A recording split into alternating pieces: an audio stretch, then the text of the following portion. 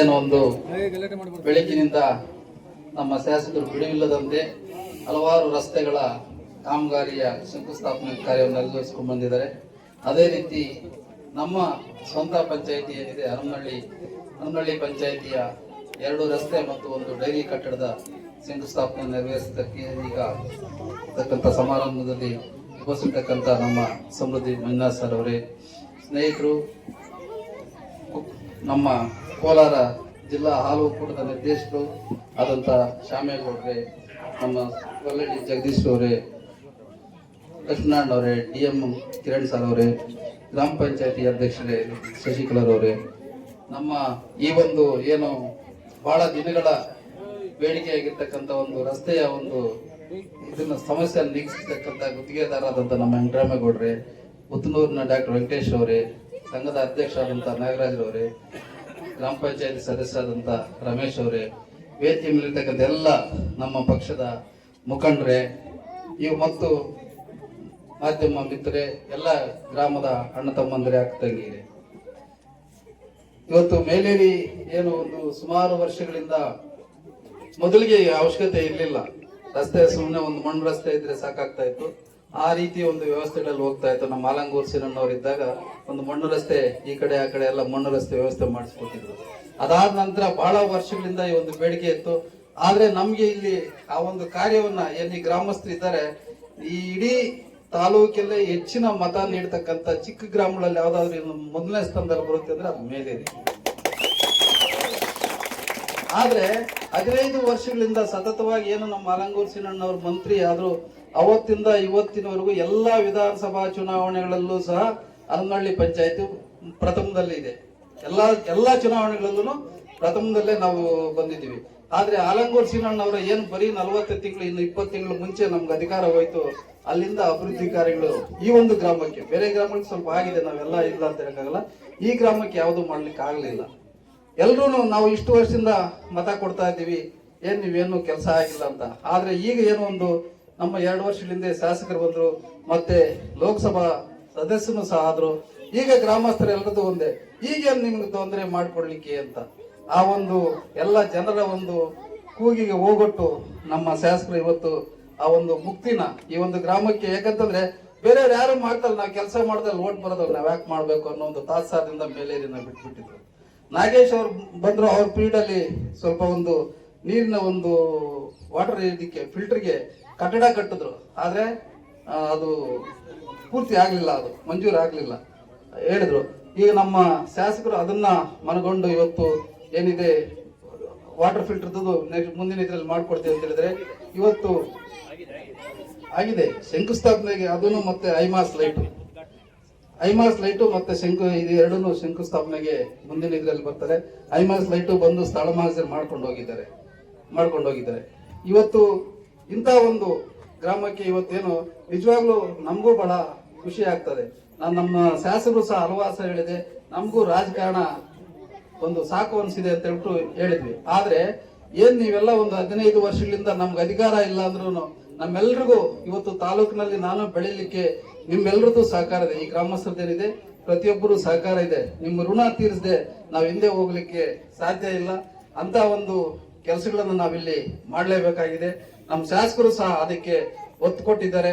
ಇವತ್ತೇನು ಹನುಮನಹಳ್ಳಿಯಿಂದ ಮೇಲೇರಿಯಿಂದ ಮತ್ತೆ ನಮ್ಮ ಕೊತ್ತಮಂಗಲ ರಸ್ತೆ ಏನಿದೆ, ಈ ರಸ್ತೆನ ಈಗ ಪೂರ್ಣಗೊಳಿಸ್ಕೊಡ್ತಾರೆ. ಮತ್ತೆ ಇರ್ತಕ್ಕಂಥ ಏನು ಡೈರಿ ಕಟ್ಟಡ ಏನಿದೆ ಅದಕ್ಕೆ ಯಾವ ರೀತಿ ಸಹಾಯಧನ ಅನುದಾನ ಕೊಡ್ತಾರೆ ಅಂತಕ್ಕಂಥದ್ದು ಅವರು ಮಾತಾಡುವಾಗ ಅವರೇ ತಿಳಿಸ್ತಾರೆ. ಯಾಕಂದ್ರೆ ಅವ್ರು ಮಾಡ್ತಕ್ಕಂಥ ಕೆಲಸವನ್ನ ಈಗ ಮಾಡಿದ್ದಾರೆ, ಅದನ್ನ ನಾವ್ ಹೇಳ್ಬೋದು. ಮುಂದೆ ಮಾಡ್ತಕ್ಕಂಥ ಕೆಲಸವನ್ನ ಅವ್ರ ಬಾಯಲ್ಲೇ ನಾವು ಕೇಳೋಣ. ಅದ್ರ ಜೊತೆಗೆ ಇವತ್ತೇನು DCC ಬ್ಯಾಂಕ್ ಲೋನ್ ಅಂತ ಹೇಳ್ತಾ ಇದ್ರಿ, ನಿಜವಾಗ್ಲೂ ಇದು ಬಹಳ ಶೋಚನೀಯವಾಗಿರ್ತಕ್ಕಂಥ ಒಂದು ವ್ಯವಸ್ಥೆ. ಬ್ಯಾಂಕಿಂಗ್ ವ್ಯವಸ್ಥೆನಲ್ಲಿ ರೈತರ ಒಂದು ಪರಿಸ್ಥಿತಿ ಇದೆಯಲ್ಲ, ಬಹಳ ಶೋಚನೀಯವಾಗಿರ್ತಕ್ಕಂಥ ವ್ಯವಸ್ಥೆ. ನೀವು ಇಲ್ಲಿರ್ತಕ್ಕಂಥವ್ರು ಎಲ್ರಿಗೂ ಅನುಭವ ಆಗಿರ್ತದೆ. ಯಾವುದೇ ನೀವು ರಾಷ್ಟ್ರೀಕೃತ ಬ್ಯಾಂಕ್ಗಳಿಗೆ ಹೋಗ್ಲಿ, ನೀವು ಹೋದ ತಕ್ಷಣ ನೀವು ಲೋನ್ ತಗೋಬೇಕಂತಂದ್ರೆ ನೀವು ಕೈ ಕಟ್ಟಿ ಕೂರ್ಬೇಕು ಅವ್ರ ಮುಂದ್ಗಡೆ, ಆ ಒಂದು ಪರಿಸ್ಥಿತಿ ಇದೆ. ಆದ್ರೆ ಇವತ್ತೇನು ನಿಮ್ಮ ಗ್ರಾಮದವರೇ ಇಲ್ಲಿ ಮೊದಲು ನಿರ್ದೇಶಕರಾಗಿದ್ರು ನಾಗರಾಜಪ್ಪನವರು, ಅವ್ರು ಸುಮಾರು ಜನಕ್ಕೆ ನೀವು ಯಾರು ಏನಿಲ್ಲ ಅವ್ರು ನಿಮ್ಮನ್ನು ಕೇಳಿ ನಿಮ್ಗೆ ಲೋನ್ ಬೇಕಂತ ಕೇಳಿ ಲೋನ್ ಕೊಡಿಸ್ತಾ ಇದ್ರು.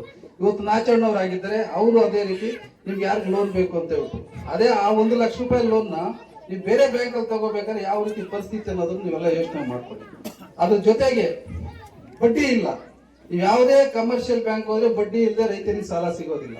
ನಮ್ಮ DCC ಬ್ಯಾಂಕ್ ಏನಿದೆ, ನಮ್ಮ ಹನ್ನಳ್ಳಿ ಸೊಸೈಟಿ ಮುಖಾಂತರ ಏನ್ ಕೊಡ್ತಾ ಇದೀವಿ, ಬಡ್ಡಿ ರಹಿತವಾಗಿ ನಿಮ್ಗೆ ಸಾಲ ಕೊಡ್ತಾ ಇದ್ವಿ. ಅದ್ರ ಜೊತೆಗೆ ನಮ್ಮ ತಾಯಂದ್ರೆ ಏನಿದ್ರಿ, ನೀವು ಈ ಒಂದು ವಿಷಯದಲ್ಲಿ ಬಹಳ ತಪ್ಪು ಮಾಡ್ತಾ ಇದ್ದೀವಿ. ಕಾರಣ ಏನಂತಂದ್ರೆ ಬೇರೆ ಸಂಘಗಳಲ್ಲಿ ನೀವು 16%, 18%, 20% ಬಡ್ಡಿಗೆ ತಗೊಂಡು ಪ್ರತಿ ಮಂಗಳವಾರ ಕರೆಕ್ಟ್ ಆಗಿ ತಗೊಂಡೋಗಿ ಅವ್ರು ದುಡ್ಡು ಕೊಡ್ತೀರಾ. ಇಲ್ಲಿ ಬಡ್ಡಿ ಇಲ್ಲದೆ ನಿಮ್ಗೆ ದುಡ್ಡು ಬರ್ತಾ ಇದೆ, ಇದನ್ನ ಕೊಟ್ಟೋದಕ್ಕೆ ಹಿಂದೆ ಹೋಗ್ತಾ ಇದ್ದೀರಾ. ಇಂಥ ಒಂದು ಸಂಸ್ಥೆನ ನೀವೇನಾದ್ರೂ ಕಳ್ಕೊಂಡ್ರೆ ಮುಂದಿನ ದಿನಗಳಲ್ಲಿ ನಿಮಗೆ ಬಹಳ ರೈತರಿಗೆ ಆಗ್ಬೋದು, ಮಹಿಳೆಯರಿಗೆ ಆಗ್ಬೋದು, ಬಹಳ ಒಂದು ದುಸ್ಥಿತಿ ಕಾದಿದೆ ಅಂತ ಹೇಳ್ಬೋದು. ಕಾರಣ ಏನಂತಂದ್ರೆ ಇವತ್ತು ನಿಮ್ಗೆ ಅರ್ಥ ಆಗಿರುತ್ತೆ, DCC ಬ್ಯಾಂಕಿನ ಹಣಕಾಸು ವ್ಯವಹಾರ ನಿಂತೋದ ತಕ್ಷಣ ಎಷ್ಟೊಂದು ಮೈಕ್ರೋ ಫೈನಾನ್ಸ್ ಕಂಪನಿಗಳು ಹಳ್ಳಿಗಳಲ್ಲಿ ಪ್ರವೇಶ ಆಗಿದೆ ಅಂತಕ್ಕಂಥದ್ದು ನಿಮ್ಗೆ ಈಗಾಗಲೇ ಅರ್ಥ ಆಗಿದೆ. ಆ ಒಂದು DCC ಬ್ಯಾಂಕ್ ಅಂತಕ್ಕಂಥದ್ದು ಒಂದು ಇವತ್ತು ಸತತವಾಗಿ ಏನು ಹಿಂದೆ ಇತ್ತು ಆ ರೀತಿ ನಡ್ಕೊಂಡ್ ಬಂದಿದ್ರೆ ಇವತ್ತು ಅಷ್ಟೊಂದು ಮೈಕ್ರೋ ಫೈನಾನ್ಸ್ ಅವರು ಹಳ್ಳಿಗಳಲ್ಲಿ ಪ್ರವೇಶ ಮಾಡೋಕೆ ಅವಕಾಶ ಇರ್ತಾ ಇರಲಿಲ್ಲ. ಹಳ್ಳಿಗಳಲ್ಲಿ ಸಾಲ ತಗೊಂಡಿರೋರು ಹೋಗಿ ಬಚ್ಚಿಟ್ಕೊಳ್ಳುವಂತ ಪರಿಸ್ಥಿತಿ ಬರ್ತಾ ಇರಲಿಲ್ಲ. ಅದರಿಂದ ನನ್ನ ತಾಯಂದ್ರಲ್ಲಿ ಮನವಿ ಮಾಡ್ತಕ್ಕಂಥದ್ದು ಏನಂತಂದ್ರೆ, ನೀವು ಯಾರ್ಯಾರು ಸಾಲ ತಗೊಂಡಿದ್ದೀರಿ ಆ ಸಾಲವನ್ನ ಮರುಪಾವತಿ ಮಾಡಿ ಹೊಸ ಲೋನ್ ನಿಮ್ಗೆ ಕೊಡಿಸ್ತೀವಿ, ಸರಿಯಾಗಿ ಕಟ್ಕೊಂಡೋಗಿ ಬಡ್ಡಿ ಇಲ್ಲದೆ ಇರ್ತಕ್ಕಂಥ ಸಾಲ ಸಿಗುತ್ತೆ. ಇವತ್ತು ಏನು ನೀವು ಹೊರಗಡೆ ಒಂದು 4% ಬಡ್ಡಿ ತಗೊಂಡ್ರೆ 50,000 ರೂಪಾಯಿ ನೀವು ತಗೊಂಡ್ರೆ 2,000 ರೂಪಾಯಿ ದುಡ್ಡು ಬಡ್ಡಿ ಕೊಡ್ತೀರಾ. ಬರೀ 4% ಕಡಿಮೆ ನಿಮ್ಗೆ ಯಾರು ಕೊಡೋದಿಲ್ಲ ಸಾಲ, 5-10% ಕೊಡ್ತಾ ಇದ್ದಾರೆ. ಆಗ ಇಲ್ಲಿ ಆ 2,000 ಅವ್ರಿಗೆ ನೀವೇನು 50,000 ಕೊಡ್ತಕ್ಕಂಥ ಬಡ್ಡಿ ಇಲ್ಲಿ ಕಟ್ತಾ ಇದ್ರೆ ಅಸಲೇ ತೀರೋಗುತ್ತೆ ನಿಮ್ದು. ಆ ಒಂದು ಕಾರಣದಿಂದ ನೀವೆಲ್ಲ ಯೋಚನೆ ಮಾಡಿ ಇಂಥ ಒಂದು ಸಂಸ್ಥೆನ ಉಳಿಸ್ಕೋಬೇಕಂದ್ರೆ, ಕಾರಣ ಏನಂತಂದ್ರೆ ಹಿಂದೆ ನಿರ್ದೇಶಕರಿದ್ದ ಕೂಡ ನಮ್ಮ ಮುಖಂಡ ಹಲವಾರು ಜನ DCC ಬ್ಯಾಂಕ್ ಬಗ್ಗೆ ಟೀಕೆ ಮಾಡೋ ಸಂದರ್ಭದಲ್ಲಿ ನಾನು ಹೇಳ್ತಾ ಇದ್ದೆ, ದಯವಿಟ್ಟು ಸಂಸ್ಥೆನ ನಾವು ಕೆಡಿಸೋದು ಬೇಡ, ಯಾವುದೇ ಒಬ್ಬ ವ್ಯಕ್ತಿಗೋಸ್ಕರ ಒಂದು ಸಂಸ್ಥೆನ ನಾವು ಕೆಡಿಸೋದು ಬೇಡ ಅಂತ ಹೇಳ್ಬಿಡ್ತಾ ಇದ್ವಿ. ಅಂತ ಒಂದು ಸಂಸ್ಥೆ ಇವತ್ತು DCC ಬ್ಯಾಂಕು ಮತ್ತು ಹಾಲಿನ ಏನಿದೆ ನಮ್ಮ ಒಕ್ಕೂಟ, ಹಾಲು ಒಕ್ಕೂಟ ಸಹ ಇವೆರಡು ನಮ್ಮ ರೈತರ ಜೀವನಾಡಿ. ರೇಷ್ಮೆ ಇತ್ತು ಮೊದಲು, ನಮ್ಮ ರೈತರ ಜೀವನಾಡಿಯಾಗಿ ರೇಷ್ಮೆ ಇತ್ತು. ಇವತ್ತು ರೇಷ್ಮೆ ಬೆಳೆ ಕಷ್ಟ ಆಗ್ತದೆ. ಕಾರಣ ಏನಂತಂದ್ರೆ ಹಲವಾರು ಜನ ರೈತರು ತೋಟದ ಪಕ್ಕದಲ್ಲಿ ಬೇರೆ ಏನು ವಾಣಿಜ್ಯ ಬೆಳೆ ಮಾಡ್ತಾ ಇರ್ತೀವಿ, ಅದಕ್ಕೆ ಔಷಧಿ ಸಿಂಪಡಣೆ ಮಾಡದೆ ಇಲ್ಲಿ ಬೆಳೆ ಆಗೋದಿಲ್ಲ. ಅದರಿಂದ ಬಹಳಷ್ಟು ಜನ ರೇಷ್ಮೆ ಕೃಷಿಯಿಂದ ಹಿಂದೆ ಸರಿದು ಬಿಟ್ಟಿದ್ದಾರೆ. ಆ ಕಾರಣಕ್ಕೋಸ್ಕರ ಇರ್ತಕ್ಕಂಥ 2 ಸಂಸ್ಥೆ ಯಾವ್ದಂತಂದ್ರೆ ಹಾಲು ಉತ್ಪಾದಕತೆ ಮತ್ತು DCC ಬ್ಯಾಂಕ್, ಇವು ರೈತರ ಪರವಾಗಿರ್ತಕ್ಕಂಥ ಸಂಸ್ಥೆ.